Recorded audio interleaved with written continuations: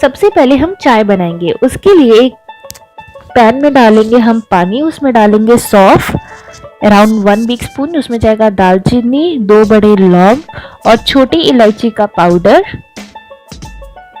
और इसको हम ढक देंगे और इसे थोड़ा पकने देंगे सारे मसालों के साथ।